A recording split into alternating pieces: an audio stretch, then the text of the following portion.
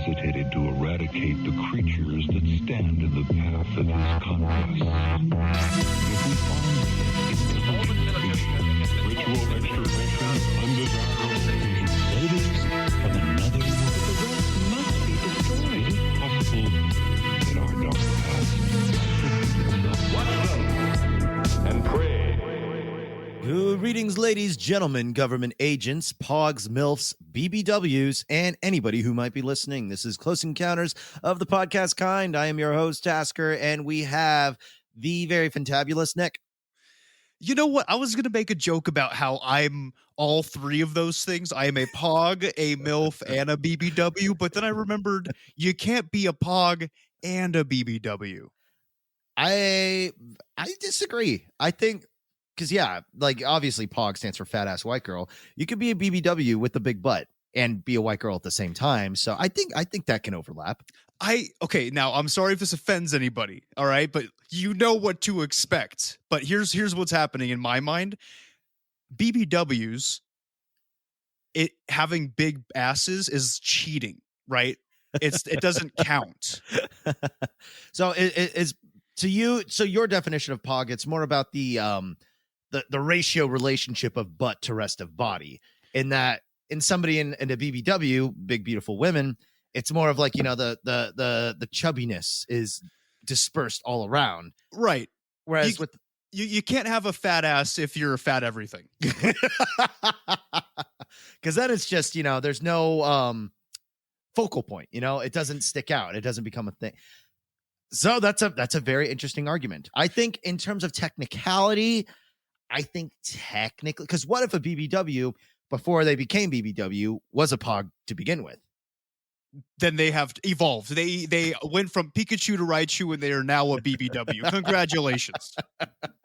So obviously, happy almost Valentine's, everybody, or happy Valentine's if it is at the time you're listening to this. Like, you know, you want to, you know, like we did last year, you got to put this on, got to set the mood. We are here for you guys this year. We are here to make things saucy for you. We're getting a little sex shop today, aren't we? It's going to be a really gross. I'm going to give you the same warning we gave you last year. It's going to be gross and sticky. All right. And really quick, I just want to say something. I don't care if it's a POG or a BBW. We here at Close Encounters don't discriminate when it comes to this. Okay, so I'm just pointing out names and classifications. Right. But who gives a shit, man? Well, at the end of the day, like, we all have those tags bookmarked, you know, anyway. Yeah. So I mean, so who fucking cares? All right.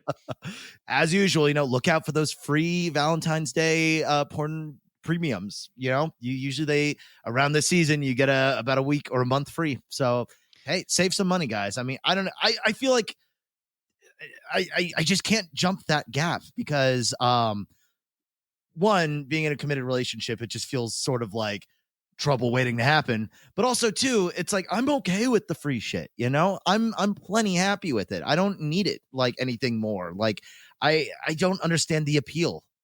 There is no reason anybody should be paying for pornography. It takes 30 seconds to finish, and most clips are like 12 minutes long. Yeah.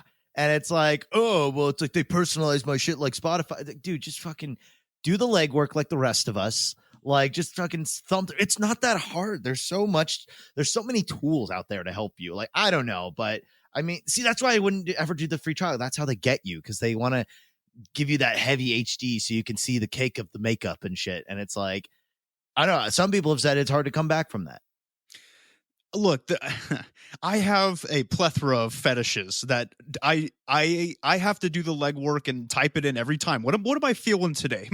Am I feeling amputees? Am I feeling piss? Am I feeling femdom? What am I feeling today? I have to do the legwork, and I pride myself in that. The hard work I put into to find the right video. I don't need Pornhub serving it up on a silver platter for me. Okay. Yeah, it's almost like meditative, you know, the process of just like circumventing your horniness into productivity in a way. And I mean, it ultimately amounts to nothing because you nut and then you just feel sad and now an hour's gone. But and actually, funny enough, I have a brief story I want to tell you since you brought up amputees. So get this. I knew somebody who they did comics, and they had a cousin who wanted to be a writer. So basically, they like teamed up to like make a comic together. One of them would write it, the other one would draw it, and very slowly, the artist came to realize that the writer had a hard amputee fetish. And like the story was very much going in like that direction, and not in like a really nice, like the character like got like their like limbs like fucking like destroyed or something. It was like it got really weird. So yeah, it was weird to go to Anime Expo with those folks, and then we went to a panel about it was a hentai for women. So because hentai is generally not very female friendly per se, but he got a little too into it, I'll say, and it was just an odd part of my life. What do you expect? You went to Anime Expo with a bunch of degenerates, and you're thinking it's going to be a positive, influential, groundbreaking time, Eye-opening even. Yeah, eye-opening to amputee fetishes.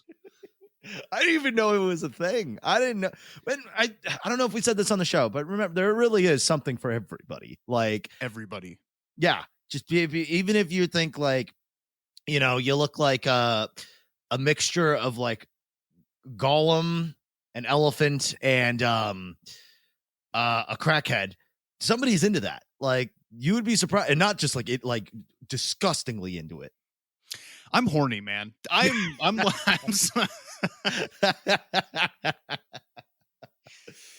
Oh, do we mention our episode is rated M for mature? We have the thing. It should say explicit, right?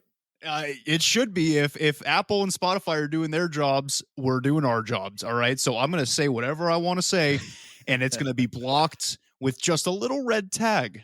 All right. So if you're under 18 and you're listening to this episode today, either don't tell anybody or you have your parents' consent. All right. Yeah.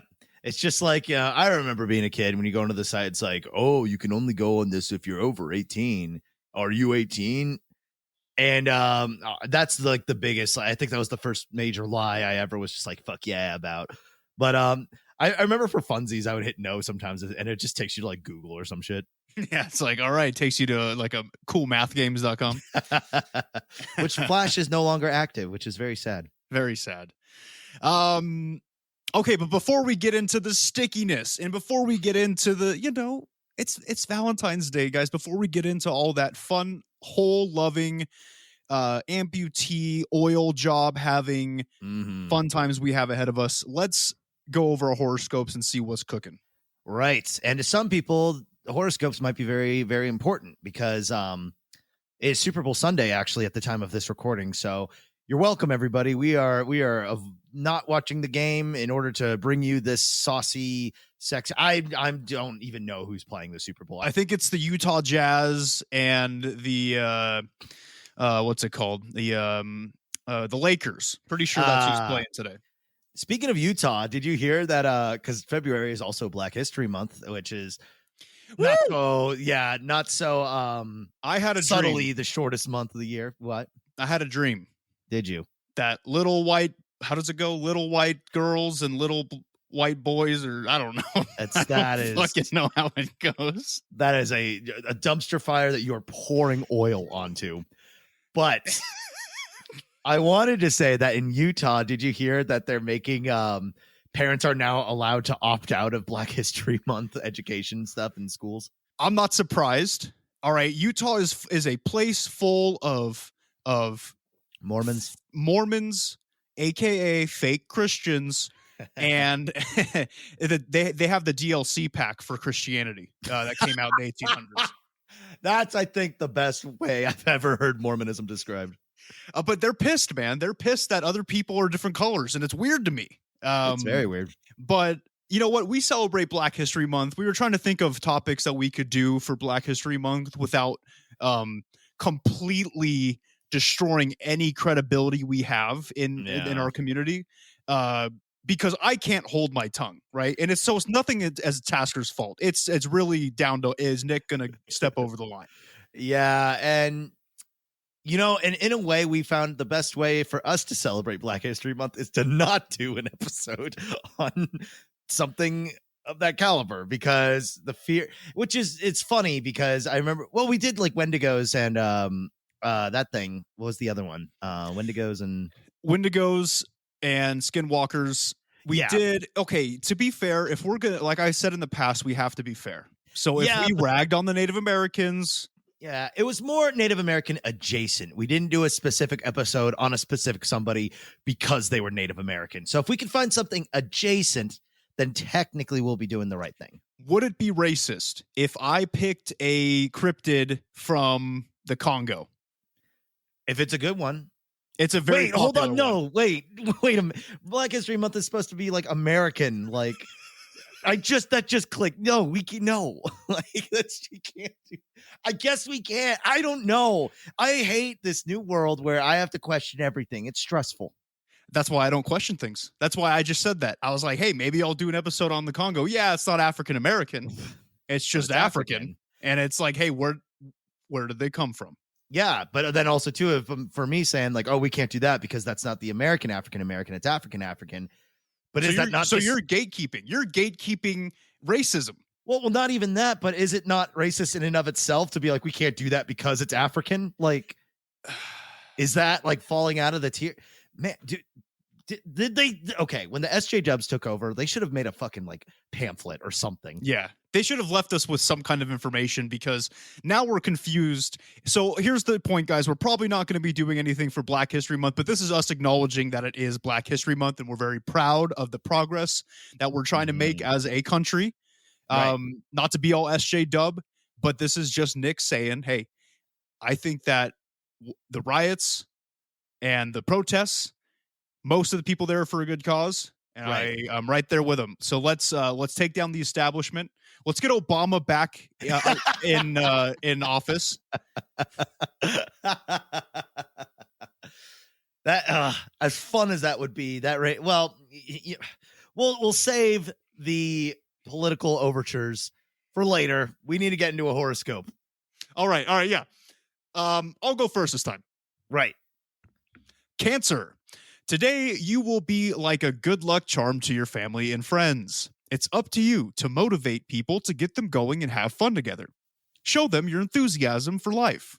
Yeah, sure. Mm-hmm. Anyone can be extremely lucky to cross your path today. Your world is full of joy, creativity, and laughter.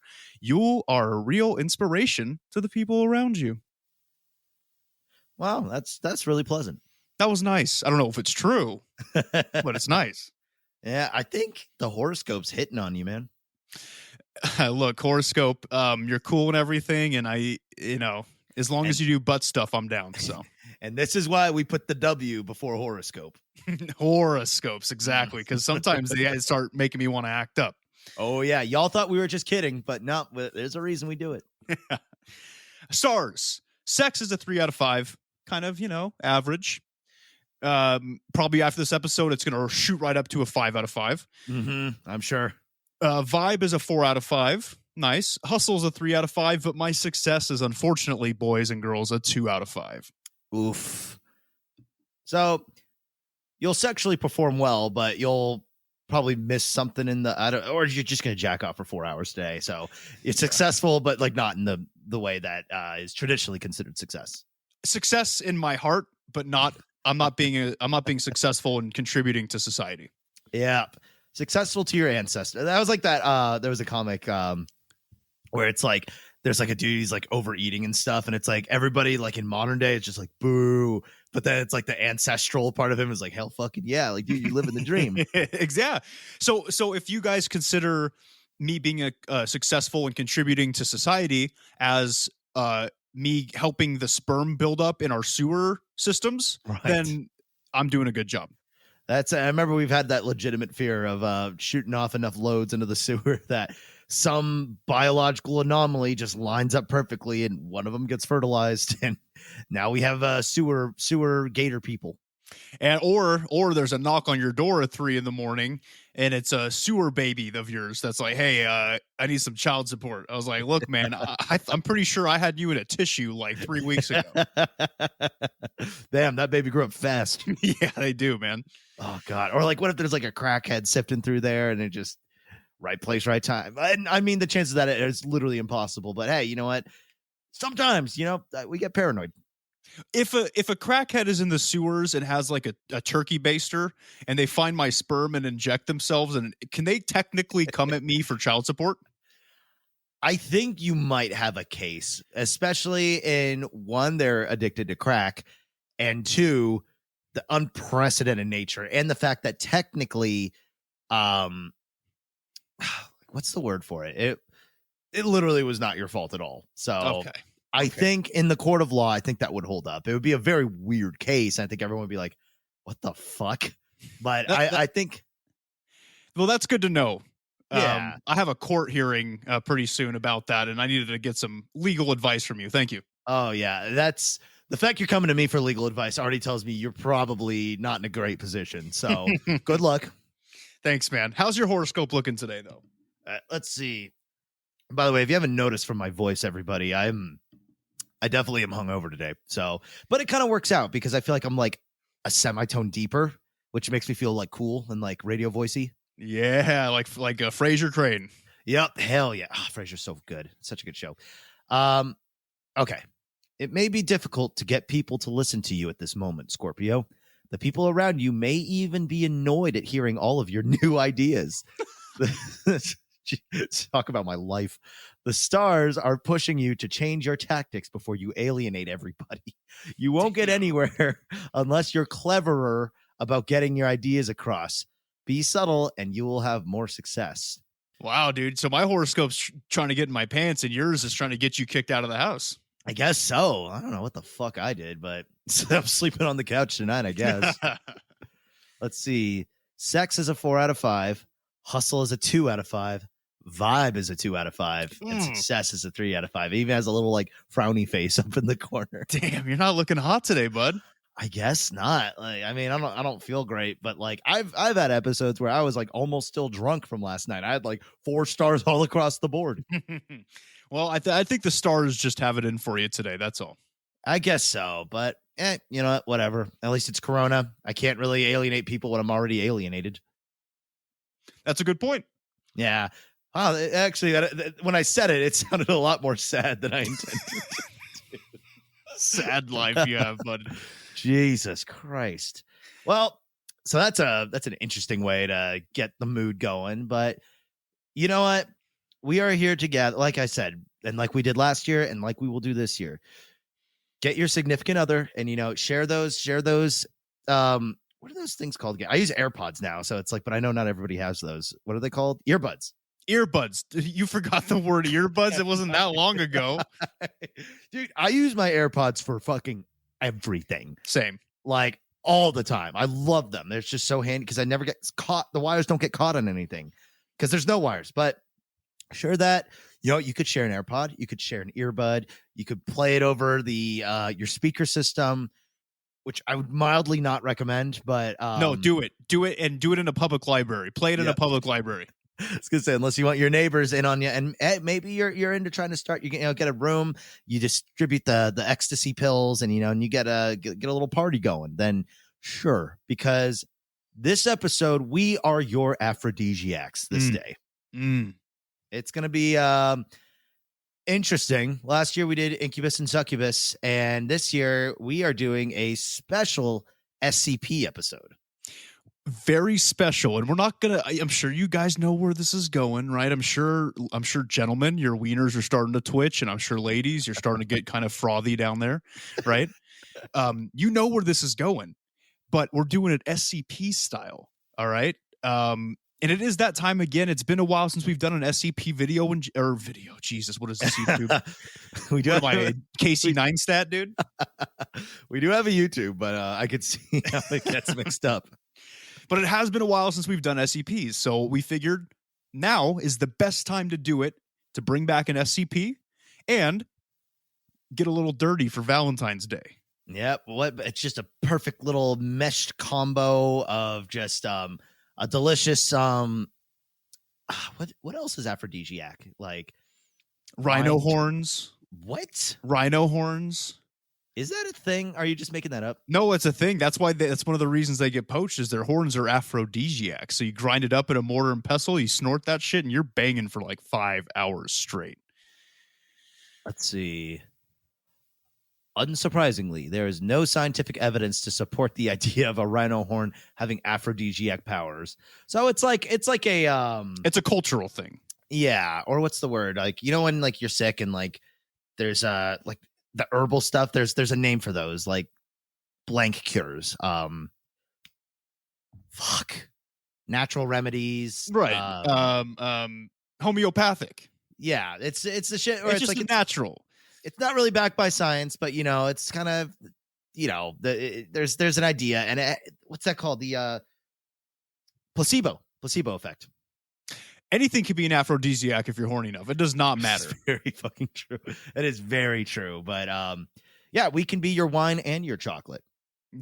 That's what we're here for today. I personally want to be chocolate in remembrance of Black History Month. Yeah, you fucking.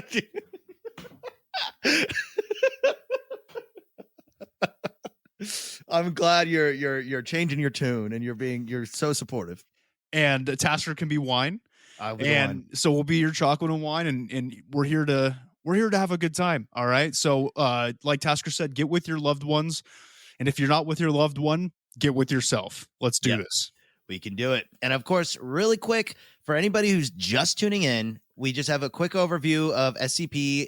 They come in different classifications. And the four major ones is there's the safe, easily contained, Euclid, which requires special procedures, Keter, which is a very specific procedures and usually fatal, or Thaumiel, which is used to capture other SCPs. Of course, SCP stands for Secure, Contain, Protect. It is a foundation that captures anomalies and locks them down, and there's a whole compendium of information about them, and we are here to bring you some specially curated ones today.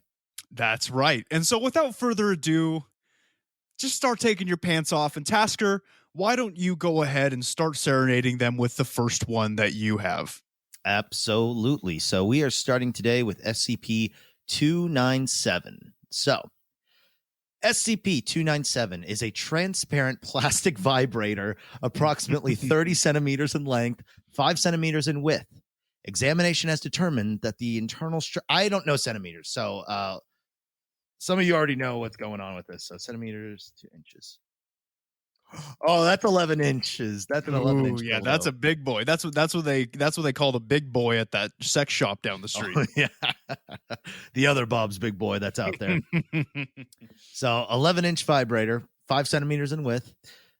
Examination has determined that the internal structure has been heavily altered and that the standard 6-volt power supply has been converted into what appears to be a micronized nuclear reactor powered by a small quantity of plutonium. Woo-hoo-hoo! Man, that is just gonna destroy some puss. That's like the vibrator that you could hook it up to move to the beat of music.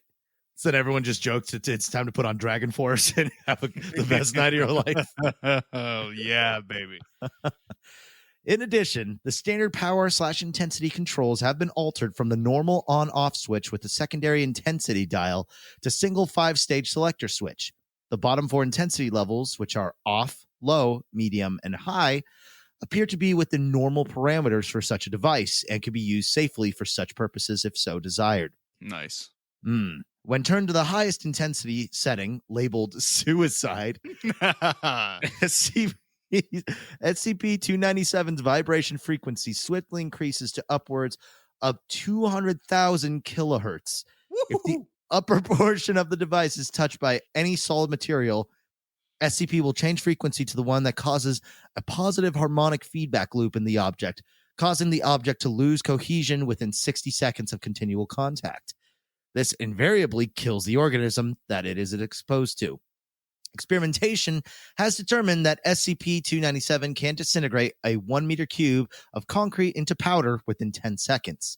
The time required for other objects varies based on the density and harmonic properties of the material. Due to the similarities between the effects of 297 and 1012, investigation into whether both effects are variations of the same phenomena are ongoing. An addendum is the circumstance of retrieval. 297 was retrieved from the third basement of the parking structure of a 30-story apartment building in Los Angeles, California on redacted. According to eyewitnesses, the device bored a vertical hole through the entire building's northwestern corner, starting from the 30th floor and proceeding floor by floor through the entire structure until a maintenance worker neutralized the device by turning it off. All witnesses were detained and administered Class A amnesiacs, and the device was retrieved by Foundation personnel. A large quantity of organic slurry, later identified as a liquefied human body, was found on the 30th floor at the upper limit of the damage. I bet it was liquefied. God damn, probably Jeez. sloshy. I'm sure. I mean, if you had to pick a way to go down, I mean, there could be worse. Look, before you get into the containment procedures, let me just tell you, you could safely contain it in my ass. How about that? You just reminded me of one of the worst posts I ever read in my life, which was, in some cases, Garfield. It hurts to say it. It hurts to say it, but we're doing the Valentine's Day episode. I gotta nut up a bit, pun intended. It's technically Garfield's cum can be considered a fuel if you consider my asshole a vehicle. It's true, man. It's 100%. Dude, Garfield probably has some lasagna flavored cum, and it's probably really good.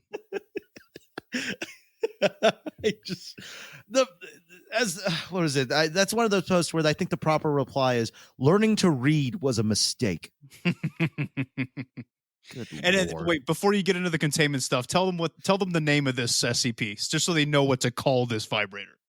Let's see. It's Steely Dan. Steely Dan is the name of the SCP, people. So there you go. Wow. What a way to start it off. And some of you might be very excited to hear about the existence of this thing. I mean, if it wasn't for the suicide option, I mean, that's a little scary and dangerous, but so you could weaponize it. You could I'm just saying, dude, like I'd put it on suicide. Think about that brief moment of ecstasy before you die. True. Of just ultimate, just everything firing off at once. But I was thinking more along the lines of like, you're doing a little extra treatment to yourself. You got the candles lit and, you're like, okay, we're going to try something new today. And of course, like anybody, one of the biggest fears we can have is somebody not only walking in on you jacking off, but also walking in on you jacking off doing something weird, but also walking in jacking off doing something weird. And they're also a murderer trying to kill you. But when you got this, guess what? You just like pop it out and suicide setting, and guess what? You got to live another day, baby. That's right. Yeah, and then just before it hits the murderer in the face on suicide setting, he gets the faint whiff of either ass or pussy juice. Right before he dies. And karma has a funny way of getting you. Oh my God. So anyways, object class is safe, surprisingly. I probably should have said that earlier, but that's okay. 297 is to be kept in a standard lockbox at Site 19's high-value item storage facility. Standard positive action defenses, such as explosions, chemical, biological, or mimetic, I don't know, are to be in place at all times, according to the standard operating procedures. Personnel wishing to utilize SCP-297 for experimental or field purposes must fill out Form 32 and submit it to the head of research and containment. Yeah, man. I bet they get a lot of requests for the experimentation. You know what I mean? If you got to know, you got to know. That was a gross one. I like it. 11 inches, huh? Not bad. I mean, it's a little small compared to me, but well, that cavern that you're rocking, I'm sure. Dude, I am fucking small. All right. Let's. That's going to be. When you're long gone, that's the quote they're going to remember you by. Man, I am fucking small. But hey, man, there's somebody out there who's going to be like, feel very empowered.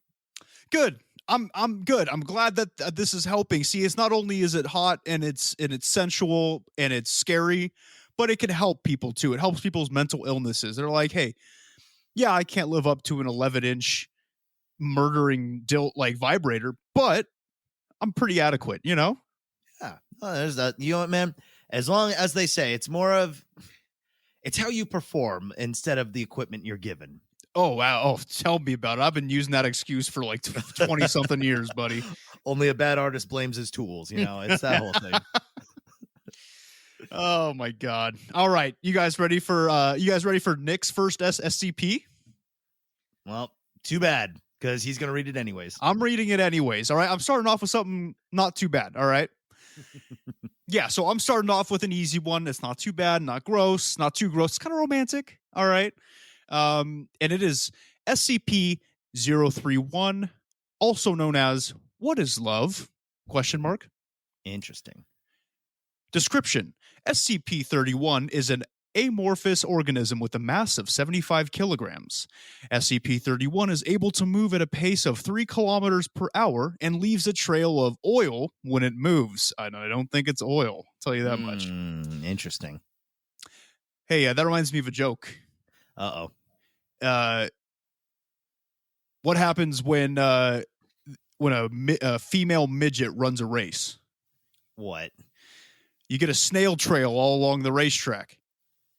This is just gross. Get it because of vagina. All right. Yeah, I get it. Okay, good. It is only capable of rudimentary physical movement. Testing of recovered tissue samples has shown that SCP-31 is at least partially composed of human muscle and epidermal tissue. Wow. SCP-31 is capable of reproducing human speech in any pitch or tone, although it is not currently known how SCP-31's biology produces these sounds. Subjects directly perceiving SCP-31 will see it as an individual the subjects knew and had a romantic attraction to at some point in their past. When made aware that it is being observed, SCP-31 will claim to be this person and that they have been left destitute by some event in their past life. SCP-31 will use this to attempt to persuade the subject to allow it to stay with them for an extended period of time until it is able to return to a stable situation. This effect applies to all persons who view SCP-31, and research has not determined an upper limit to the number of persons who can be affected by SCP-31 at the same time. So it could be doing this to everybody, like everybody in one room at the same time sees something different. Whoa. Like a different person like a different lover from their past. Wow. So it's like the ghost of ex-girlfriend's past SCP. Yeah. After inspecting the residence, SCP-31 may attempt to start a romantic relationship with the subject, and if successful, it will begin living in their home. Several cases have been documented where SCP-31 began to actively affect more than one subject at a time, eventually having a nest containing between at least 18 different hotel rooms containing subjects with some form of relation to SCP-31. SCP-31 was recovered following contradictory police records taken after a riot in Redacted. Multiple subjects reported wildly contradictory views about SCP-31's appearance, and initial civilian units were also affected. However, wide distribution of amnesiacs and inhaled tranquilizers pacified all affected subjects, and MTF Psi-7 was able to recover SCP-31 from the condemned hotel it had taken residence in. As of November 16th, 1958, SCP-31 has been classified as safe. Easily contained, apparently. Yeah. Just kind of a professional moocher, basically. It's like if you have self-confidence, you can't do anything to you. Yeah, just think about your ex coming back to you being like, hey, Tasker, so I kind of fell on a rough patch. I got into like this argument with my boyfriend. He's such a dick sometimes. But, I was kind of hoping that maybe I could stay with you for a while and maybe like eat your food and maybe you could like give me some money and I'll give you like an unenthusiastic hand job every once in a while in return. Like, does that sound cool? And fellas, everybody with exes, no, you never say yes to that. You never, and I mean, obviously they're not going to be at up front, but kick their ass to the curb. You're better than that. You don't need that fucking leech in your life. Be the person you are and don't let other people rule you. Unless your ex does whatever, you know what I mean? Like, unless they're down with anything, then maybe think about it. Otherwise, yeah, kick them to the curb. Yeah, definitely the degeneracy level. I suppose cancel. It just depends on your priorities in life, but just make sure it's your decision. Exactly. So this is almost a lesson in humility and in human life as well. Is like this SCP is here to teach us: don't take your exes back. All right. Yeah. Let's get forward. into move forward with your life, man. Find a different person to mooch off of you. True.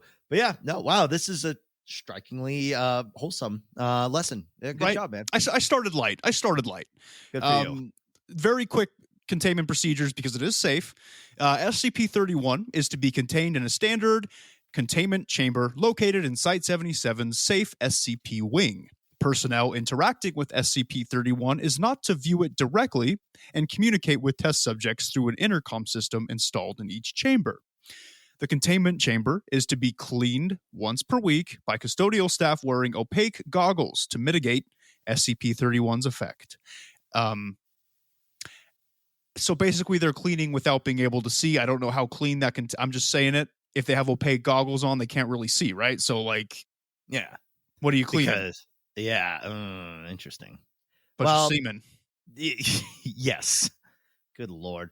But yeah, because like you don't want your scientists like trying to fuck the SCP. And that's like, regardless of what they say, it's like, we all say like, oh yeah, if my ex ever came, I'd be like, ah, fuck you. Like, but like with most people, they say one thing, but when really made to face your past or something, it's like, it's a weird, awkward thing to deal with. So better to just not risk it.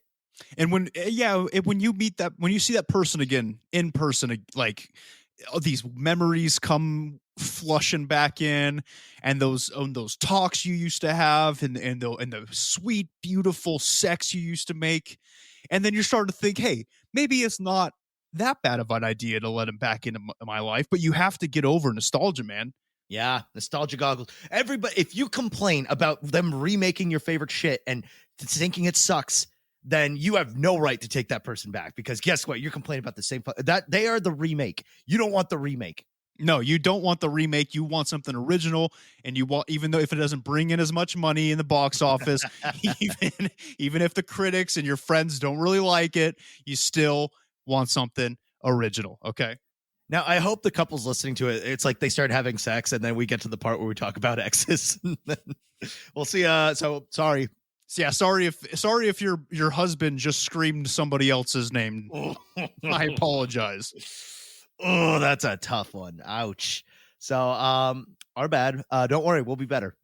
Yeah. Remember, send your emails to us. We'll start doing relationship help at the end. So exactly, we're slowly turning into just like the paranormal love line. So not a bad idea, dude. If we ever get syndicated nobody listens to radio anymore, do they? Not really. I'm going to be honest. I listen to one radio show, and I don't even listen to it on the radio. Yeah, I think the last time I listened to the radio was when I was driving a shit box, and then my aux cable broke, and it was like that, or literally just listen to the road. So yeah, or your self-talk. Yeah. So, and that sometimes I get bored of myself, and I'm like, fuck, I need to find more imaginary friends.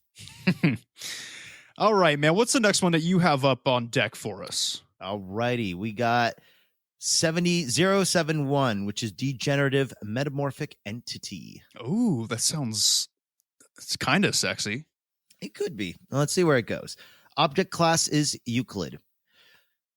SCP-071 is a metamorphic entity that possesses the ability to assume forms consistent with that of its observer's strongest sexual desire. Oh, buddy. This ability is effective even through barriers designed to prevent SCP-071's recognition of any observers, such as through closed-circuit surveillance or one-way mirrors, but can be prevented by introducing a delay in surveillance footage so that such observation does not occur in real time. SCP-71 appears to be unable or unwilling to change form without external stimuli, instead remaining in its last form when left unobserved. There appears to be little or no limit to the forms of which SCP-71 is capable of assuming. 71 also appears to be intelligent. However, as it has not shown any ability to verbally communicate, and its behavior is limited to actions which entice its observers to sexual activity. It is unknown whether SCP-071 actually possesses sentience or merely mimics behavior expected by its observers. Human subjects allowed to engage in sexual activity with SCP-071 suffer rapid atrophy of muscles, skeletal structure, and brain functions, with onset occurring 1 to 2 days after contact. Atrophy.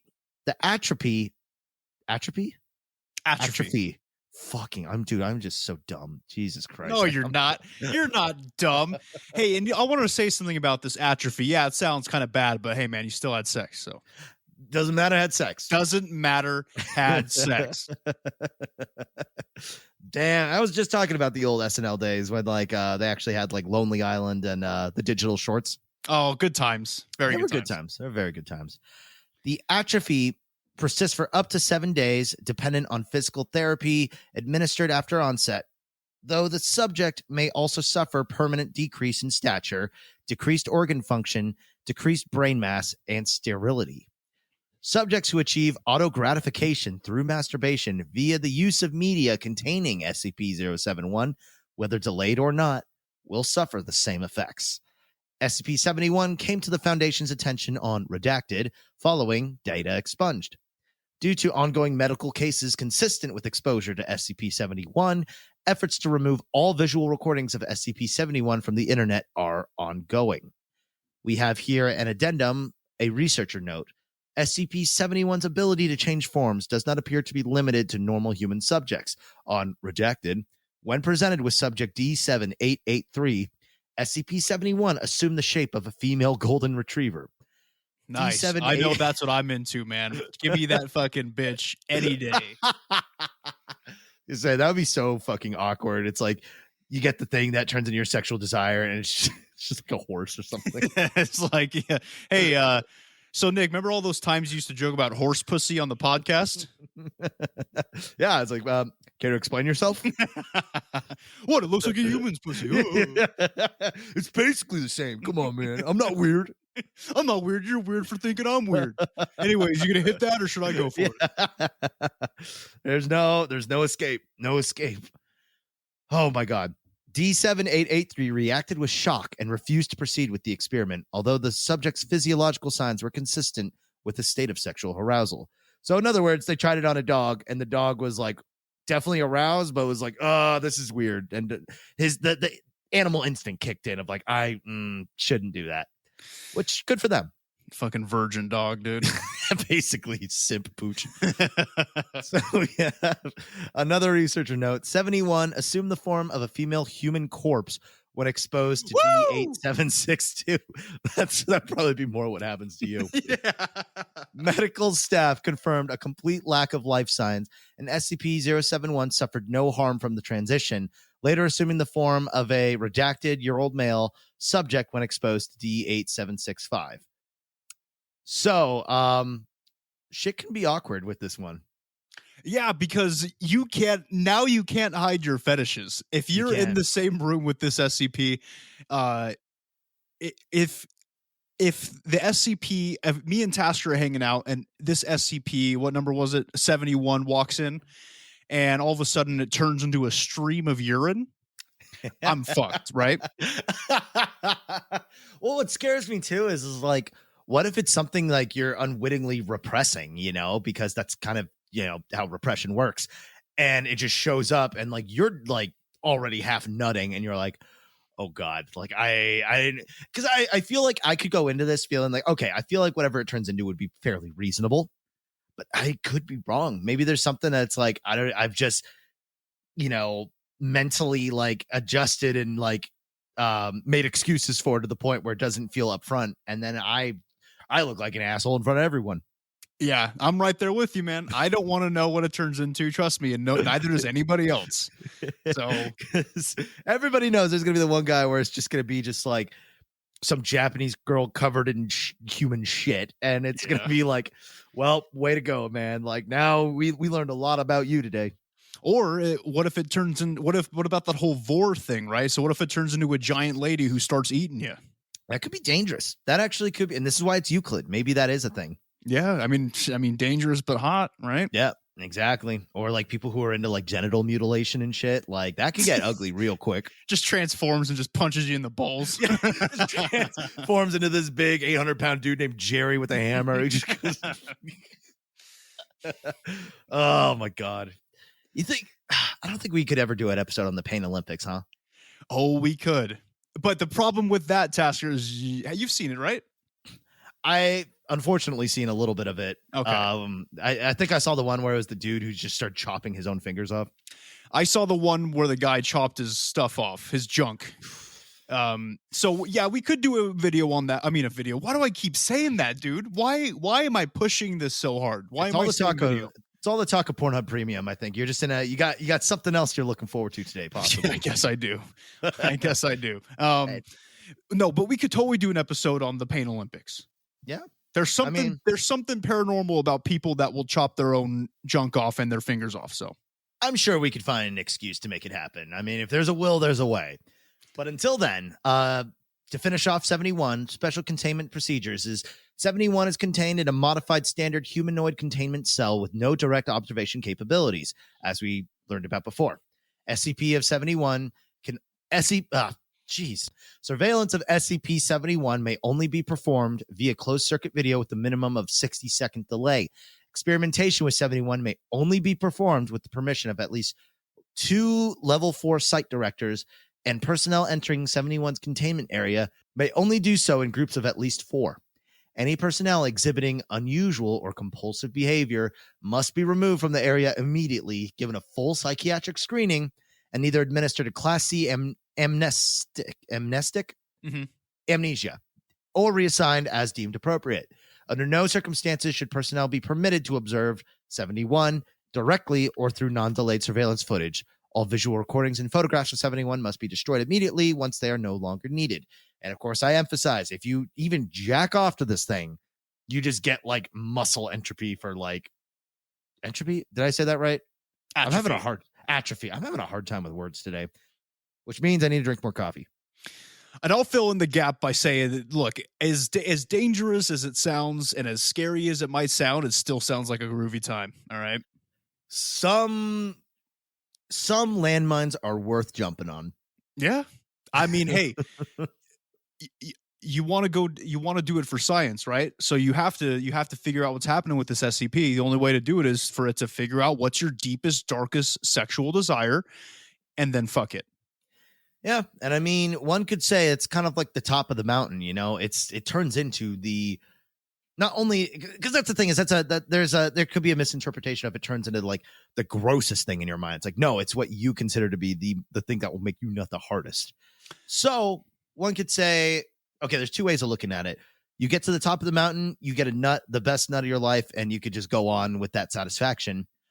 Or it can be like what meth does to your brain of you feel probably the best you'll ever feel in your life because you chemically forced yourself to do it. And now the rest of your life is a bleak, harrowing desert of garbage because you'll never feel as good as that time. Yes. So either way, I don't know. I wouldn't play around with it. I don't need those questions answered as to what my deepest, darkest desire is. Yeah. But yeah, I mean, you police could use it, right? Yeah. This could be used by the police too. You know, This is true. I mean, it's one way to ID people, but also too, if you are struggling with meth addiction, don't do it again. I didn't mean to trigger anybody. Yeah, what the fuck, man? Come on, dude. I just thought about what I said. I'm like, oh, if somebody was actually really going through that would maybe they're like, yeah, he's right. I should do meth again. And I'm like, no, don't do it. You'll die. It's bad for you. Yeah, don't do it. You've beaten it. You can beat it, and you can keep beating it. Distract yourself. I with find Pornhub Premium for Valentine's Week. I find it weird that our sexual most offensive episode arguably is also our most motivational. I feel like we're really like coming up with some advice, you know? We're good at this, man. We are good at giving relationship advice, you know, and we're into our episode, and I'm sure that the people out there are getting off. And this is the one episode a year where we'll tell you to go ahead, right? Like we normally tell you don't Hands off the Hands off the clit while you're listening, right? Yeah, come on. Like, but now on Valentine's Day episodes, this is the one chance you get to go ahead and just do whatever you got to do. I'm doing it right now, right? Same. So don't worry about it. Yeah. It's yeah, we're giving you the official go ahead. And yeah, whatever. I was about to say they could email us about their experiences, but no, please don't. Well, I guess it's a free world, but we'd prefer not. Yeah, let's not. All right, okay, I wake up early in the morning for work. The last thing I want to wake up to is somebody's fanfic of our podcast and us like Tasker and I like bending each other or whatever the fuck you picture when you do it. Right.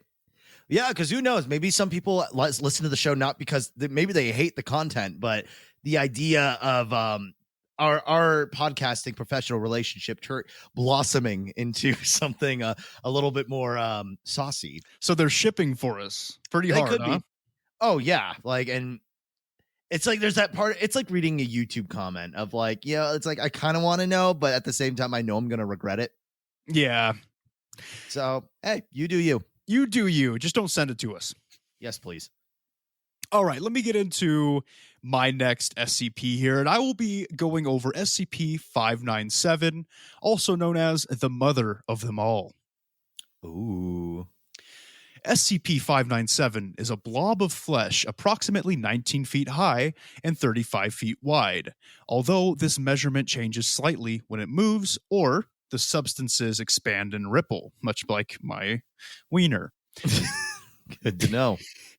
All over its body, mostly located on its rolls, are hundreds and hundreds of teats of various colors and sizes. So if you're a boob person, tune in. It's a literal ball of boobs. It's a ball of boobs, guys. It's a big ass ball of boobs from all different cultures, colors, and sizes. All right. That's it. One could say that's beautiful. It's a perfect symbol for our unity as a people. Good to know. Whenever a mammal is released into its cell, it will be drawn to the corresponding teat for its species and then proceed to suckle. You're welcome. As long as they are unimpeded. The milk released will be identical in every way to the makeup of the subject's mothers, although able to sustain the subject's nutritional needs indefinitely. While the fluid is the same as normal milk chemically, for some reason, whether it be an effect of the SCP or an unknown quality of the substances it excretes, any full-grown mammal that would normally require more can survive to the end of their normal lifespan, give or take a few years, simply by suckling at the nipple. Although their teeth will fall out, their muscles will atrophy due to lack of use. The subjects will curl up as close as possible on the side, lay under the SCP. There have been reports of suffocation. But remember, anything for titty, right? Some shots are worth jumping in front of, Exactly. Or they'll even immerse themselves and dive into the flesh itself.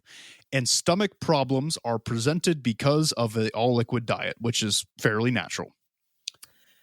That'll do it. So it covers different races and species. So there could be a monkey boob on there. Oh, there's there's gorilla boobs up in that hoopty. King Kong boobs up in there, man. Just in time for the movie. Milk taken in a bottle does not have the same results. Although those already affected by SCP-597 will fall under a quasi-hypnotic hold when presented with a container. Will do anything to possess it and find drinking it very gratifying. Oh. Those in charge of bottling the liquid have the urge to use a rubber teat for feeding babies as a cover, even when a normal lid will suffice, and will attempt to do so even when informed that it is in violation of dangerous materials protocol, not being an airtight seal. The urge to suckle is a mental, physical, and sexual compulsion. There it is.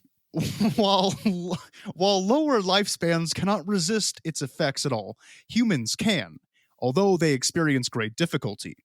Those in SCP-597's presence describe it as a, quote, mental pull, unquote, leading us to the conclusion that it is a partially telepathic, although it also obviously appeals to deep instincts and is hormonal as well. Endorphins associated with breastfeeding. Again, thank you. You're welcome. And maternal comfort are released. Those who do give in do so in a mad rush. Give me the milk, you know. All give me your milkies. Big mommy milkers. All restraint broken at once, or a slow ritual commonly involving bowing, kneeling, crawling, and chanting. Give me milkies, give me milkies, give me milkies. Now, I don't think that's actually written into the article, or I could be wrong. I don't know. It's not, but that's what I would chant. They are reduced quickly to an infantile state and within 1 hour lose all linguistic abilities, intellectual capabilities, and willpower. Before complete loss of brain function, it is said to be highly comforting and pleasurable, and they say they feel safe, quote, like never before, unquote. Now, before and after contact is made, there are reports of strong feelings associated with vague images and recollections of sensations, all traced back to the womb or crib, often centered around remembrance of their parents' smells and facial appearances. Data expunged, redacted, retarded blind, data expunged, permanently attached, data expunged. Wow, so something went wrong. Retarded blind. What does that mean? Is that the code word? That must be a code word for something. That's probably the after effect of somebody trying to put his wiener between them. Yeah, buddy. He went crazy because he didn't know there's so many boobies. He didn't know which ones to put it between. You know what I mean? Do you put it between the deer boobies or do you put it between the human boobies? But either way, the nut was good enough to actually bring him down some IQ points. So not only is he now blind, but he's also retarded. Some would call that a success. Yes. He wouldn't, but some others would. See, it's like we said before. Sometimes it's like, that top of the mountain nut. It's like, yeah, but what's the cost, This is a long SCP. Long-ish. There's 2 more paragraphs. I'm going to continue reading it because this is an important one. Okay? Right. Those who watch are also influenced, although in lesser or different ways. Increased pettiness, regression to childish states, extreme immaturity, decreased bowel control, fetishization, I can never say that word, fetishization, promiscuity, and even reports of public masturbation have all been noted. So this just sounds like a Tuesday for me, right? Yeah, crossing the line as usual. Staff's IQ, focus, and rationality all drop significantly over a period of time with SCP-597, and they often will fight with each other over silly things such as objects or perceived insults, being racked with laughing and crying fits, be unable to resolve problems in an adult way, and lose the ability to control their emotions. After 4 to 5 weeks, it is impossible for them After 4 to 5 weeks, it is impossible for them to function in a work setting, and they all communicate with each other with a series of grunts, coos, and short, confused sentences. Milk, Titty, give me titty. titty ball. Milk ball. I'm just picturing that in just like an office. That's probably, you working in the office, you get the new secretary. That's basically what happens. Exactly. This is disgusting, America. This is not the 50s. We can't be trying to bang the secretary anymore, men. Stop it. Now, I do got to say, there is that funny, it's just like, I just think back to like when I was like working like more like part-time jobs and shit all the time. It's like, and somebody gets hired and we'll say that they are of an attractive persuasion. Woo! How just for like a little bit, like every guy just suddenly becomes like kind of friends for a little bit, the camaraderie to me. I think it's one of my favorite parts about being a guy is just that bizarre camaraderie you get with strangers over that random shit. They're like, hey, that's what I love about high school. I get older and they stay the same age. Something like that. I don't know. You worked at Blockbuster. That's just the way I pictured it going down. Yeah. There was some questionable people who had questionable tastes. I knew it. There was a guy I remember. He had he was like almost like 40 or something like that, and he had I don't think the girlfriend was 17, or maybe they were 17 when they started dating, and she'd like just turned 18. So it's still fucking weird. It's weird. It's weird. Don't do that shit, guys. Come on. Wait a year. You can wait a year, right? Problematic. But I digress. Attention should be paid to the fact that the employees' names for the object degenerates from the official title, SCP-597, to the mother, then just to mother, then mom, then mommy, then mum, and so forth, like that bit in Family Guy. I don't watch Family Guy. Oh, okay, that's right. You don't like good cartoons. I forgot. You are allowed to call it what you feel. And so I'm not going to do the bit because I don't want Seth MacFarlane to, he seems like the type. Yeah, I could see it too. Get DMCA'd. And so forth, often ending in sucking, blowing, or kissing sounds as the representation.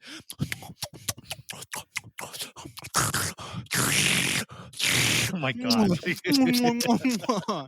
Now, and if you are one of the couples having sex, I hope you nutted right when that started, and it will go down in infamy. That's like, have you ever? It's like, I'm sure there's people out there. It's like, you're watching your video, you're enjoying yourself, and then right when the point of no return happens, that's when they change. They call it the American shot, where it's just the camera, just like 90% is just like the dude's butthole and his taint. Yeah, it's awesome. What a way. And it's just, I don't know if there's like a name for it where it's just like it just always lines up that way. It's called fate. Seems to be so. Also of interest is that most immediately strong oral fixations will develop or resurface. To those who quit smoking will start again, 100% occurrence. And then chewing gum, snacking, gluttony, nail and lip biting, and hair chewing rises as well, almost to the point of psychosis. There are deadly weight gains, choking incidents, balls or clumps of human material obstructing the digestive system, murders over food.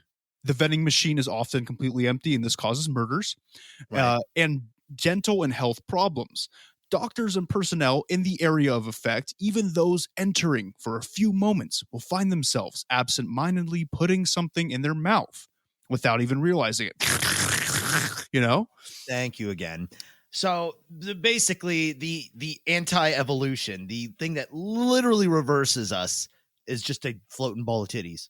A floating ball of titties that turns you into a weird baby man-like being who's horny as shit. And that is proven right here. Observation of the employees in their homes or private lives also reveals data expunged, often to the point of only being aroused by data expunged. So I can only imagine what that is. And this is where it gets weird. All right. It's going to get weird in this last paragraph. All right. But it's nothing we have never seen on Pornhub. So let's do this. Men with already unstable or fragile egos, me, and you probably, yeah, find a strengthening in Oedipal complexes, often to dangerous levels. 3 employees have raped and murdered. Data expunged. I assume that data expunged was their mother's. That's fucking terrible. Okay, this actually got really scary. It got scary quick. These same personality types also enjoy data expunged and request access to SCP-597 for that purpose. Unfortunately, although this behavior is not encouraged, those with this disease are too many to take a moral or ideological stance and completely restrict the activity without losing the needed number of workers. A good number are also high-level personnel, although revelation of their identity is forbidden and requires clearing the area with disabling the camera feeds so they can perform the acts, which is not allowed to go over an hour, or separation will cause seizures and homicidal tantrums. Specific procedures for sexual visits can be found in document 597 XD12. Do we want to read that? I mean, Oh, okay. I'm not going to read that one, but I'm going to read this one's weird. Document 597 XX25. An all-female task force has been shown not to be more effective in containment as demonstrated by 3 events: the development of bisexual tendencies in data expunged, the loss of 5 female guards who, after writing, quote, "Mommy, mommy, how I love my mommy," unquote, all over the walls of the cell, were lost and began suckling, and the suicide of Dr. Venison, who, after circling each and every teat in a red Sharpie marker and writing, quote, "life," unquote, next to them, shot herself in the head. wow. See, fellas, titty ain't life. I know it seems like it is, but it ain't. What was the phrase we back when like we used to go to the gym together? Was it was a disregard females acquire Aesthetics. Aesthetics, yeah. You know, it may seem like your whole life is riding on the balance, but like, don't get caught in the hypnosis until you have found yourself in a secure, healthy position. In which case, go crazy, man. But yes, although I will say, yes, titties aren't everything, guys. It's all about the butt. All right, so remember that. That is okay. There's a hard debate about that, and I believe the way I usually approach it is the first I must stay in the boobs versus butt argument. Deep down, despite our prejudices, we can all agree that both are positive and a good experience. Mm-hmm. But, pun intended, technically speaking, asses tend to last longer and take up more of the surface area of the body. So, in terms of purely technical longevity and surface area, butts do kind of rank a little bit higher. I mean, I just like fat asses. You can.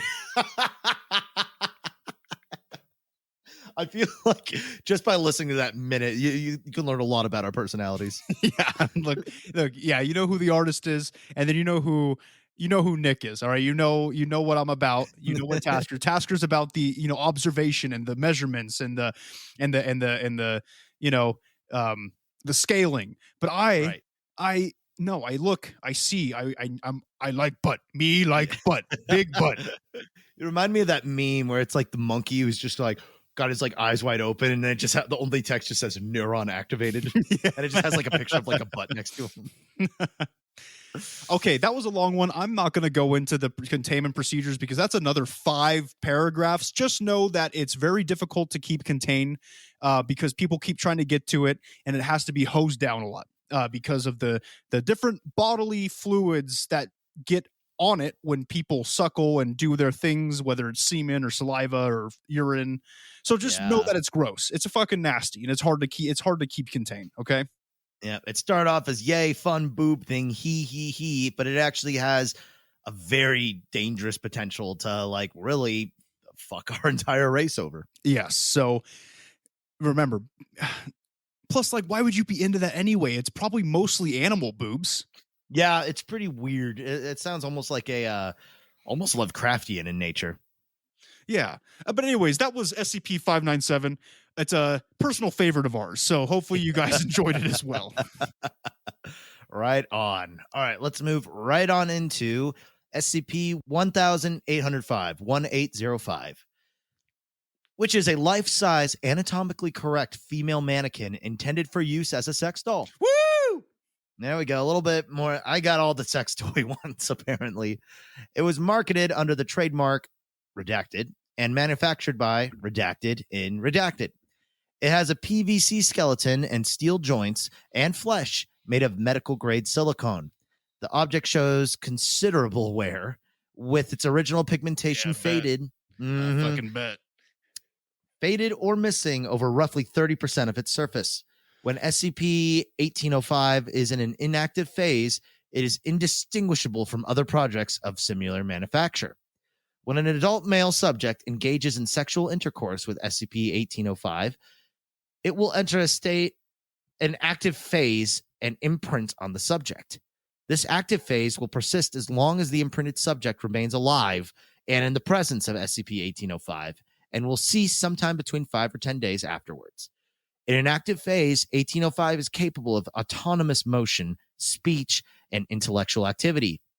SCP-1805 appears to have mental and sensory capabilities comparable to that of a human female of 19 to 25 years of age. Perfect. Just perfect. So you're good. You're clear, guys. Its speech is clear and comprehensible, but it appears unable to alter either volume or inflection. SCP-1805 appears intelligent and possessive of a capacity for self-awareness, but is unwilling or unable to acknowledge the fact that it is not human.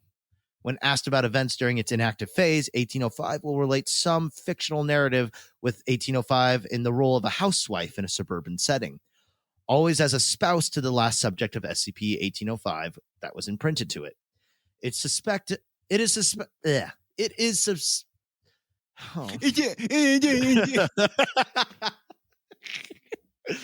Evidently, I jacked off to the titty ball, so there I go.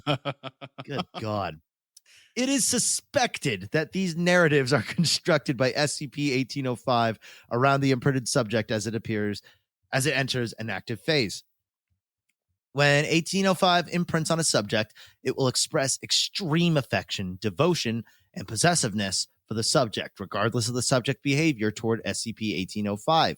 It will use terms of endearment with the subject such as darling and beloved, and refer to the subject as its husband to third parties. Yikes.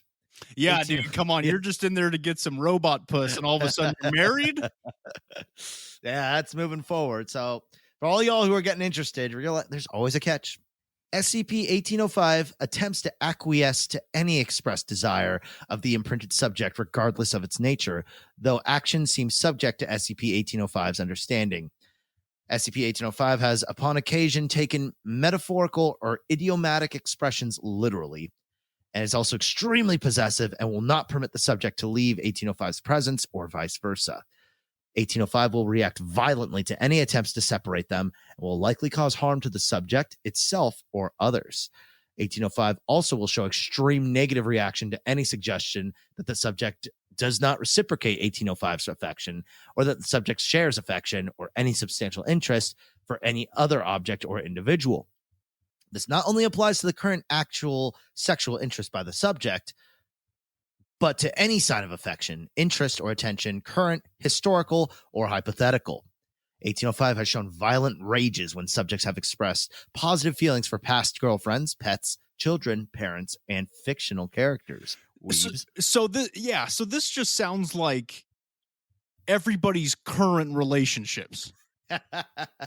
Only it's a weird tattered sex toy that won't even let you jack off. And it's like, come on. Like, why would you choose this over like a human woman? You know what I mean? Because like you're getting all the negative stuff where they're like, you know, if you accidentally bring up your ex-girlfriend, they start bitching at you, right? But also hundreds of other men there's like a sperm bank inside of that thing because it's a robot, I'm sure. So you're like, where's the appeal? Where's the appeal? What does it look like? Is it attractive? It's got to be attractive, right? If it's bringing in the milkshakes are bringing everybody to the yard, right? Well, the thing is it's the one that imprints on you. Like I don't think, like I said, it's kind of tattered, so it's like it definitely looks like a faded like. But yeah, they do have to have sex with it in order to like, you know, imprint on you. So I guess I'm assuming it's one of those like almost hyper realistic ones where yeah, it might be a little like tattered, but it's like you know, you're bored on a Saturday afternoon, like why not? Fair enough. SCP-1805's devotion to an imprinted subject appears to subside upon the death of the subject. No anomalous effects have been observed in test subject themselves after imprinting. We also have here 2 little interviews with the thing. We have the interviewer is Dr. Redacted. A forward says, as part of ongoing testing, 1805 imprinted on D21344, a 45-year-old male sex offender with a history of domestic violence. 1805 was contained with D213, the guy, for 84 hours before SCP-1805 terminated the man in question. Interview conducted after the remains of D21344 were removed from containment. Doctor and SCP-1805. Doctor says, I want to ask you about D21344. The reply, his name was John. Why did you kill him? He was false, an adulterer. According to our records, he was divorced. I should have been enough for him. He shouldn't have pretended to love me. According to surveillance videos, he struck you at least 37 times, even when you were performing rather unpleasant requests for him. But you're saying he was pretending to love you? You don't understand. I admit I don't. Love, honor, and obey. Those were our vows, and I took them seriously. John didn't. And after 6 days, SCP-1805 entered an inactive state and was placed in storage. And one more interview. SCP-1805 was involved in a near-containment breach when the imprinted test subject attempted to take SCP-1805 hostage. The subject, D12787, threatened 1805 with Redacted, a solvent apparently smuggled from Redacted. 12787 demonstrated Redacted melting 30% of the silicone flesh off of 1805's left forearm. 1805 allowed this to occur as the subject made demands for Redacted, and a private plane. When MTF agents were dispatched to the containment chamber, D12787 ordered 1805 to kill them. 1805 successfully strangled one agent to death before 12787 was terminated, after which 1805 ceased attacking. During the attack, 1805 was struck by 10 rounds of .45 caliber ammunition, causing significant damage to its torso, head, and left leg. The interview goes, the doctor saying, you realize you murdered one of our agents. Yes, I am sorry. We sent them in to protect you. I didn't have a choice. I pledged myself. D12787 was willing to destroy you. You don't understand. We were soulmates, created for each other. I could no more deny him than I could deny breathing. You don't... Okay, I know you were devoted to 12787 Sam. His name was Sam. He ordered you to kill all the agents, but you stopped. Why? Till death do us part, Doctor. Damn, man. So they just take that seriously, huh? Yikes. Talk about a ball and chain. Yeah, to the umpth degree. By the way, object class is Euclid. While it's in an active phase, it is to be kept in a standard humanoid containment on Site-17. When inactive, it is to be wrapped in a lint-free protective sheet and placed in a standard anomalous item locker. They don't require food or anything like that because it's a sex toy that gets really attached. Man, so you go to a store to get a sex toy so you don't have to deal with the attachment, and then you end up with all the attachment. That's just unlucky. That sucks. That's your fault. That's their fault, though. I mean, this seems like a very easily avoidable situation. If a sentient sex toy is as enticing as it sounds, tells you that they want to do it, it's weird. Don't do it because this is going to happen to you. Yeah, and I imagine like because it's inactive, like before somebody has sex with it. So imagine you have a sex toy that's kind of tattered. You're like, fuck it, literally. And then like afterwards it starts talking and comes to, that sounds horrifying.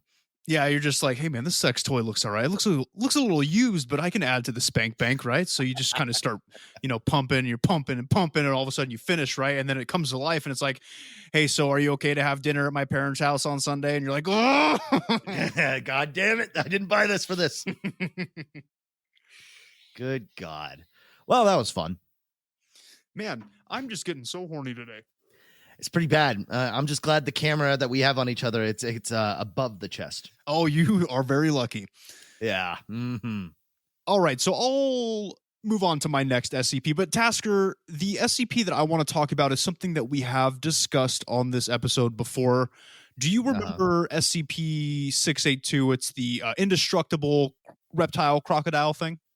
Yeah, it's like one of the more like famous ones, right? It's just this huge, you just can't kill. It's the one where you had to be in like the acid bath and shit, and even that wouldn't do it. But that's how they contained it, I think, is it has to constantly be like broken apart. Exactly. It has to be because it can change its shapes and it can constantly change its physical appearance and stuff like that. Yeah, that's the one that I'm going to cover today.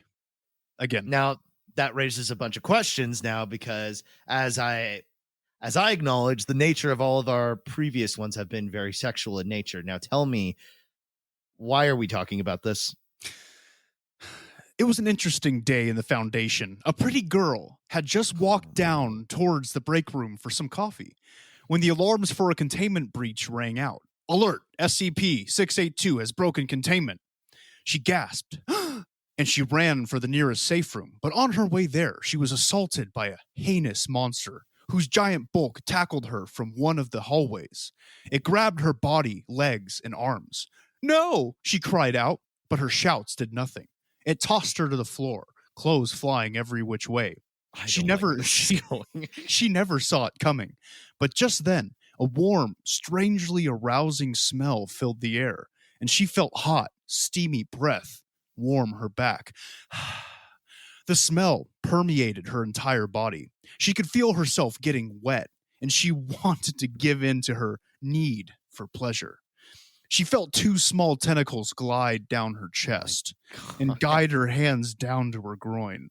She moaned. She couldn't help it, and the need to pleasure herself grew and grew before finally she gave in. Her fingers rushed in deep and hard. She moaned again. And she kept moving. It was like she was stuck in a spell, unable to move. But then she started to clear her senses. What am I doing? She gasped. She tried to shout to get away from the hypnotic smell. She failed, though, as at that moment, a giant fleshy appendage began to brush her buttocks, gently stroking them. She cried out in pain as it was it.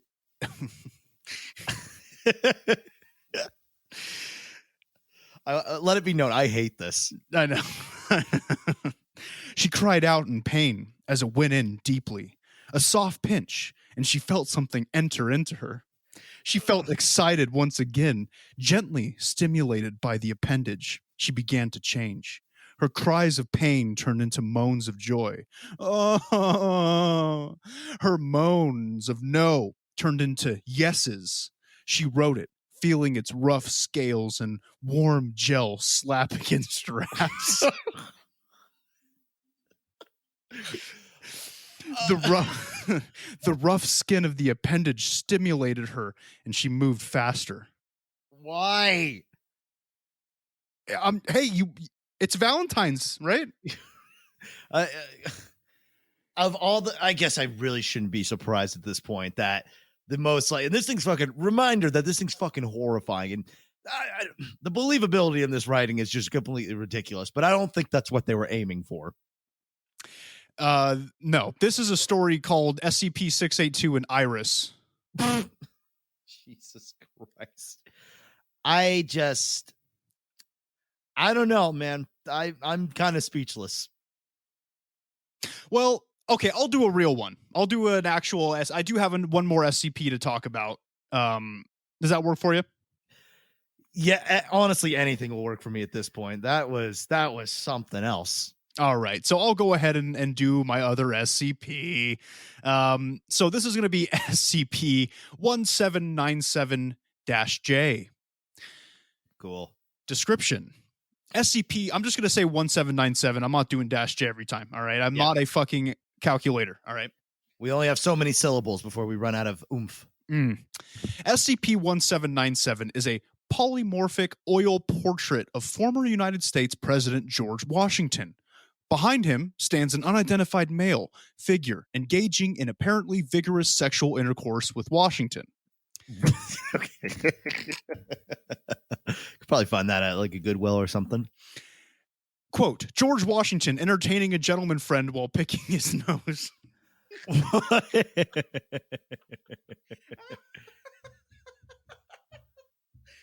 let me redo that.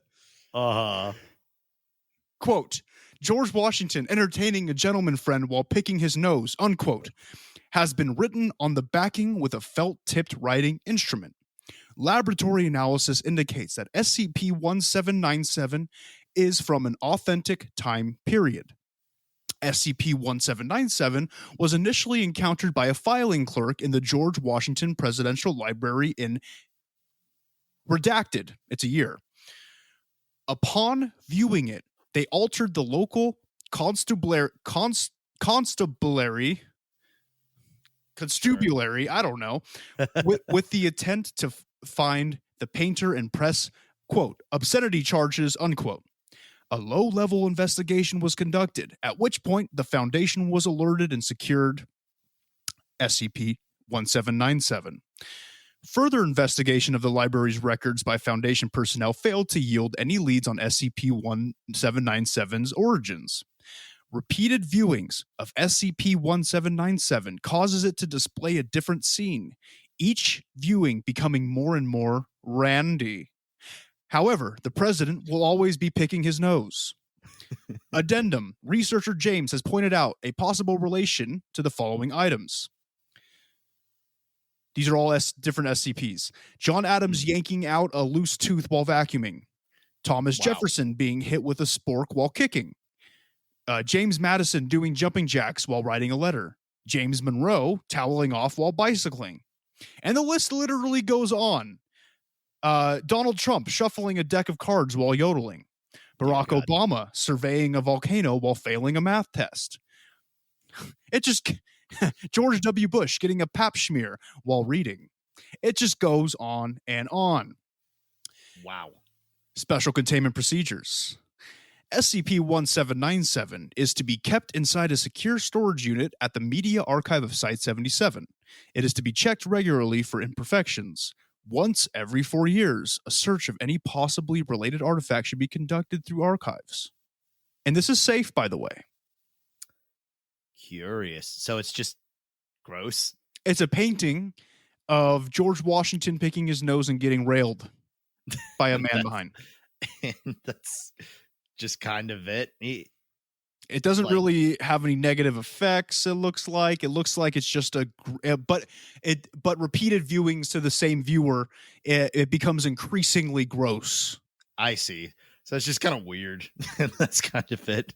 I mean, if you're into that kind of shit, then it's a dream come true. But ultimately, not too bad. Just kind of an odd thing. Yes, definitely a painting that I would like in my basement. I mean, because it's entertaining. So that was my last one, Tasker. Did you have one more to go over?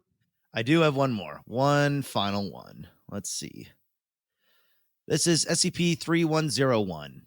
There is a big, bold information security notice that says an anomaly with text editing capabilities can potentially access this document if your device is not disconnected from some int SCP-FN after this page is loaded. Please disconnect your device within 30 seconds of loading the page. Failure to do so is a Class 2 network safety violation and will alert you to the site's information security director. I did not have that, so I feel like I'm okay. Good. Object class is Keter. 3101 is a non-corporeal intelligence which expresses itself through digital means, the source of which has been traced to a .exe file existing in Redacted. It can be communicated with through any application or program with text editing capabilities, regardless of the operating system or type of device, provided said device is securely connected to int SCP-FN at the time of communication and for the duration of communication. 3101 communicates by means of text and appears to be sapient. If communicated with, it will respond in the same language as the communicator and display relatively informed knowledge of Foundation operations due to the amount of time it spends absorbing information from int SCP-FN. 3101 is non-hostile, though somewhat obdurate in nature, and intends to be on amicable terms with Foundation personnel. It is capable of editing any text through anomalous means, including int SCP-FN's restricted access database sections, but claims that it has no intention of doing this. Additionally, the entity claims that it was not successfully contained, regardless of ongoing containment efforts, but wishes to be. 3101 is willingly compliant with any instructions given to it by Foundation personnel. SCP-3101 will, in all cases to date, communicate flirtatiously toward any Foundation personnel talking to it, and it will convey a desire for a primarily sexual relationship. 3101 is capable of discussing other subjects, but has a tendency to focus on the original topic after several minutes of unrelated communications. If asked repeatedly to change the subject or cease contact, 3101 will express embarrassment and become unresponsive to the communicator in question, but will continue conversing with other personnel on other devices, sometimes simultaneously. reciprocating libidinous, I don't know. Libidious. Yeah, we'll say that. Advances towards SCP-3101 yields nothing of note. In these conversations, we'll proceed normally with the subject matter before ending with SCP-3101 saying it will see the communicator next time and become unresponsive to all personnel for a period of time, at least 12 hours. As reciprocation of SCP-3101's advances is the only known successful method of halting all network-wide communications from 3101, it is an approved containment procedure for emergency scenarios and is referred to as Procedure Delta B. If a person enacts Procedure Delta B with SCP-3101, it will remember the name, age, gender, job position, and clearance level of the employee who engaged in the procedure, regardless of whether or not said employee actually disclosed this information. Notably, the anomaly appears to be capable of tracking a person down regardless of changes of the IP address of communication and will in the future start additional conversations with persons who engage with Procedure Delta B at a frequency thrice that of a network-wide standard rate of communication. 3101 is aware of its incorporeal nature and has expressed to multiple personnel a desire to have its consciousness transferred to a human host. For additional details on this topic, see the addenda. The following possibilities are suspected about the nature of SCP-3101. 1. It is either an organic sapience existing digitally or an advanced artificial intelligence. 2. It retrieves personal information by means of accessing personnel records in restricted sections of the SCP databases. 3. It retrieves personal information by means of an unknown method of telepathic communication or similar activity established by the connection of initial communication. 4. It was loaded into the database by a hostile group of interest with the intent of disruption or information theft. Or 5. It was loaded into the database by one or more Foundation personnel with the appropriate access for unknown reasons. If allowed to communicate with D-Class personnel, 3101 will express disinterest and will be extremely slow to respond until a point at which it becomes unresponsive. This poses a significant barrier to viable and economical testing and containment operations and is pending further research. SCP-3101-A is a 22-year-old female, formerly D46201, which is contained in room E2 of a containment wing, C3 in Site 66. As of May 2017, SCP-3101-A's project supervisor is Dr. Roderick Argent. For further information, here's addendums. Basically, it's Keter because it's so hard to contain, but it just kind of flirts with people. It sounds like a kind of stalkerish, flirtatious person who kind of leads you on. Like for some reason they like the attention, and if you stop giving them attention, they'll like find where you live, but they'll never sleep with you. Yeah, I love that. It's like it really is. It could present like a real danger, but it just chooses to just kind of like, flirt around like a fucking schoolgirl. Yeah. So fairly wholesome. Pretty wholesome. Yeah, it's kind of cute. That's a nice one. That's a nice one to finish on, Tasker. Good job. Thank you. Yeah, that was really like wordy. Hey, man, you can't argue with facts of love, right? This is very, very true. I would go into more of the containment procedures, but like that really took it out of me. And it's all pretty much like you said, it's not really containable, but ain't that the way? Sentient programs, robots, whatever, they need love too sometimes. And that's the way the future's going, guys. So pretty soon we're gonna have, sex bots that are like super common, super cheap. Be careful with them. They have like very, very strong abilities, and you don't want anything to happen to your genitals. But play it safe, and that's where the future's going. So, I mean, look forward to it.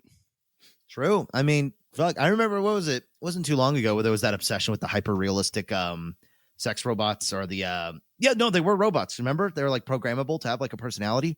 Yeah. I don't like that. That's weird. That's like... And it was funny, though, too, because I think when that was like first coming out, I think I was like single at the time. And at the time, I was like, that sounds the best thing ever. Like, I don't even have to leave the house anymore. It's dangerous. That's dangerous thinking. Yep. Yeah. Just make sure it has a working off switch. Yes. And make sure there's no suicide switch on there. Yeah. Oh, yeah. Because as we talked about earlier, that could be I mean, if you want to go in a blast of ecstasy, that's one way to do it. All right, let's go see how Iris is doing. So, Oh my god, two more appendages. jeez. Two more appendages grasped her, one forcing itself into her pussy and the other into her mouth. They moved in and out. Warm liquid filled her, and she felt her rational mind slowly drift away. Oh, I thought we were done with this. She knew the SCP was forcing itself upon her, but she had often wondered what it would be like to write it, and now she knew. She could feel herself reach to climax, but she felt a great knot expand deep within her and knew the monster was about to, too. She shouted in ecstasy just as the monster started to groan. As they both reached the climax together, the monster screamed out, "I am 682, and Iris is my mated life partner." They both collapsed and panted. Iris felt 682's hot, steaming cum stream out of her ass and pussy. She swallowed the cum that had accumulated while she deep-throated the lizard. She looked over at 682, and it was sleeping and in an immobile position, breathing heavily. She thought to herself, but 682, talking about the two being mated partners, and was about to feel depressed when she realized that she could have another experience like this yet again. Oh my god. She smirked and slid over to 682. She started to stroke one of its 3 limp appendages and felt it get harder in her hands. Her heart and breathing quickened, and she started to move back and forth in anticipation. 682 opened its eyes, which were filled with lust. "Want to do it again?" 682 groaned in affirmative. "Let's get started." And then the hallway needed a janitor with an 80-gallon shop vac. It would never smell the same again. The end. Wow. Well, I'm sorry if that awakened something in you, listeners. But I guess it was just a matter of time. That I am no longer hard. That's weird because I'm full mast. That's always crazy. It's almost like it's not quite furry, but it's like, I don't know. There's a weird, what is that called? Where it's like you're into like weird, scary monsters, like fucking you. Hey, I call it freedom. I say, hey, if you want to be fucked by an ogre or like an orc or like a dragon or an SCP, I say do it, man. They probably have gnarly, huge wieners.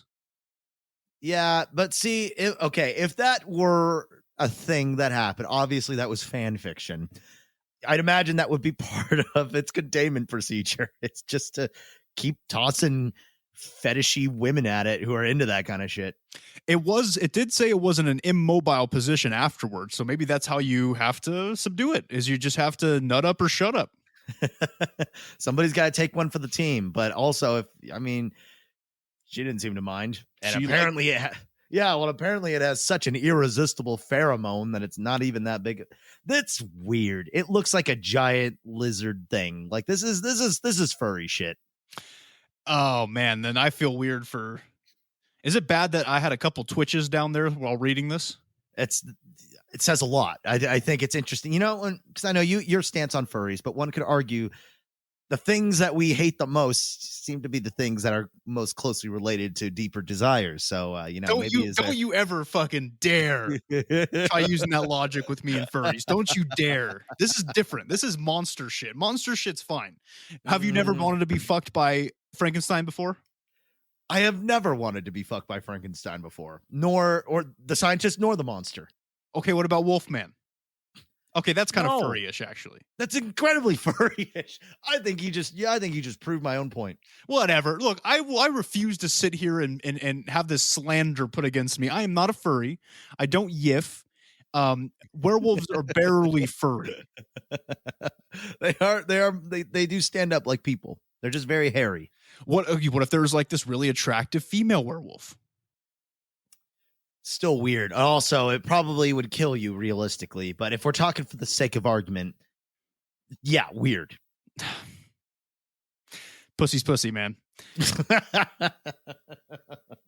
I'm sure there's a lot of furries who have that same argument. Gross. Okay, so that was it. That was the story. There was a more romantic one that I was going to read for you guys with SCP-49, the plague doctor, but I'm going to save that for another time. It's not as gross as the one I read just now. It's a little bit more romantic, right? So it's like, slowly did I take my shirt off as we continued to kiss. Somehow, the camera malfunctions not being able to come on for this next hour or so. Surely did the plague doctor make his way down into my pants, but stays outside of my panties. The lights go out as all the doors slide open, allowing the SCPs to escape. Quickly jumping as the plague doctor moved away from me, he stood back as I got everything back on. I thought you said we weren't going to read it. Yeah, I'm not going to read it. Okay, I'm done. Oh, wow. It just goes to show, like we said before, if this does not prove our point, everybody has a fetish for everything. If it exists, it's like Rule 34 of the internet. If it exists, there's porn of it. And some of it's groovy. Honestly, some of it is pretty groovy. Some of it's pretty cool. Some of it is enjoyable. Some of it's really weird. We're not going to judge your journey. You do what you got to do. Just, keep it legal and keep yourself out of prison. Exactly. We support you in anything you choose as long as it's legal and somewhat moral. Yeah, and heavy emphasis on the somewhat. More of safe for yourself and the people around you. That's really kind of the degeneracy. You know what? Sometimes you got to embrace the dark side. You got to have the yin and the yang. Like, that's totally fine. And if you're listening to this episode and you're just now starting to begin the intercourse, which say, good on you for the foreplay. That's some effort. That's some serious foreplay. Yeah. Good job, guys. You didn't just shove it in, So yeah, good for you. Well, yeah, it's because it is, regardless of how people view it, it is a physical activity, and you do need to keep that balance of like the actual, turned on part, and also because the physical exertion also can release endorphins, which could, in a way, enhance the experience. So, you know what? Good job. Good job. So hopefully you guys enjoyed this episode with our sensual voices talking about sensual subjects. And we, from us here at Close Encounters of the Podcast Kind, we want to say happy Valentine's Day. Even if you're single, happy Valentine's Day. All right. You're getting an official Valentine's from us right now. Yeah. And none of that singles awareness shit. You know what, man? You got a day where you don't have to buy anything. You could treat yourself. Take it as a day for you. You know what? Take yourself out on a date. I know that's weird sounding, but honestly, just fuck yeah, make some plans, do something fun. None of that self-pity shit. You are your own man. You are your own woman. You are your own person, and you deserve to have fun just as much as the rest of us. Yeah, so take yourself out to see that movie. Take yourself out to a nice dinner. Give yourself a little bit of a handy under the table, kind of teasing at what's coming next, and go home and jerk off. Yeah, and I mean, and we don't mean just jerk off. I mean get the room to yourself. I mean, light those candles, save that really degenerate thing that you've been holding off on for a while, and go to your local sex shop. Find something to kind of enhance it. You know what? Make it special for you because you deserve it. You deserve it. All right. You deserve the best nut that you can get. Yep. And hey, Pornhub Premium might be free, so look into that too. Yeah. I don't know. We're not even sponsored by them. Holy shit! I don't know why we're pushing it so hard, but hey, you know what? I hope we don't get a warning for this episode. I don't think so. I don't think anybody actually listens to our episodes at Apple. I think we're fine. I think so too. We have the explicit tag, so you know what? Hey, there are sex podcasts out there, so you know what? I think we are covered. It's just we're just weird. We have weird things. I'll talk about werewolf vaginas for a little bit, right? Because I mean, we've all kind of wondered what it's like. So. I'm sure there is a group of people out there who would agree with you. Yeah. So thank you for listening, everybody. But for y'all use with the monster fetishes, I know what you're thinking. How's Count Chocula's hog? How's that shit gonna be? Don't bark up that tree. I know you're thinking about it. I know since we talked about the giant lizard monster sexual thing, you might be curious. You might think it's a good idea. Step away from it. Don't even think about it, you monster fetishists. It's not a great idea. I can tell you firsthand what it looks like. I was sent nudes by Count Chocula when he was trying to like deter us from the research. The coercion phase. He was trying to, he was like, well, I don't know. Maybe they like this, so we'll see. Yeah, and I can tell you what it looks like. Did you guys ever see those leaked nudes of Chris Brown? Those what? Of Chris Brown? That's a thing? Yeah. His dick looked like a 13-inch snake. Whoa. And Count Chocula's dick makes Chris Brown's dick look like mine. Whoa. In comparison, huh? Yeah. It, like, that old Photoshop picture where the guy has to like throw it over his shoulder? Right. That's what Count Chocula's looks like. So ladies, gentlemen, even look, we're not homophobic here. Gentlemen, if you're into that, if that's too big, all right, that will literally rip you apart, like literally. It's the suicide option. It's the suicide tab. Like you might get the best nut of your life before unceremoniously be ripped to shreds, and it's not a good idea. And plus, you don't know what he's going to use your dead body for afterwards. Yeah, he'll turn you into chocolate or something, like, and put him in his cereal. And the most dangerous thing here is he doesn't give a fuck about you, so he'll try and seduce you to get closer to us. So be wary, be very wary about what's happening with Count Chocula and his enormous schlong. Yeah, and he's gonna peddle something like, "Oh, I got this free month, or I got a month." It's already free. Don't take his scam. He's trying to get you. Don't listen to chocolate vampires this Valentine's Day. Be smart. Don't do it, guys. So thank you if you made it all the way through this episode. Hopefully it was entertaining. Hopefully it helped you to sleep at night, wherever we all have our own reasons for listening to podcasts, and we are happy that you chose us. So if you're on iTunes, rate and review 5-star. That would be fantastic. That'll get us to, maybe they'll advertise our show someday. Spotify, you can click that follow button. We have new episodes every single Wednesday, every single week. Instagram is at CEOTPK. Our YouTube is Close Encounters of the Podcast Kind. Twitter handle is at CEOTPK1. You can find us at Facebook, Close Encounters of the Podcast Kind, facebook.com/CEOTPK, where all these links and etc. will be. Email us. You can do that at ceotpk1@gmail.com. We always love hearing from you guys. We do get a couple emails every now and again. It's always great to hear about, what's going on, how you doing, and stuff like that. Fuck yeah, please do. We love hearing from you guys. Don't send us your sexual stuff. Remember, that's the number one thing. Don't send us your fan. Well, don't send us your fanfics of us. Don't send us your recent encounters. You can send us your local legends, or you could even send us out your relationship stuff. Remember, we're here for you. We can help you out on the show. But for the love of God, I don't want to hear about how Tasker and I gently but firmly grab each other's faces and begin to make out. Okay, I don't need to hear about that. Keep that. I already think about it all the time. I don't need you guys to think about it. It's rough, especially with long distance. It's different times, and I'm sure whatever. If it keeps you listening, sure, because that underlying tension will probably never go away, because that's just the nature of our very interesting relationship. Yes, exactly. Man. But if you'd rather talk to us about this and your fetishes in a more live setting, we have discord.gg/lowercase b, number 6, capital C, capital T, number 5, capital M, capital X. If you feel the need to donate, we have a coffee, ko/fi.com/CEOTPK. Only if you feel like it. You got a couple extra bucks. Yeah, whatever you're feeling. Yeah, guys, not necessary. We just like that you listen. We like that you like us. It makes us happy. Thank you. I can't believe it's already been a year. We can now say it's last year's Valentine's episode. That's weird. Yeah. No, absolutely.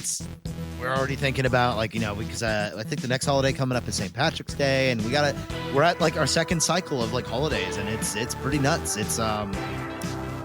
feels very validating. Exactly. And so thank you again, guys. And look, whether you're into SCPs platonically or if you want to bang as many as possible, just remember that the truth is out there. Okay, there is definite limits to all of that. It's not. Sorry, I heard something outside that was very strange. It sounded like a skinwalker. Oh, fuck. Okay, well, let me blow my nose.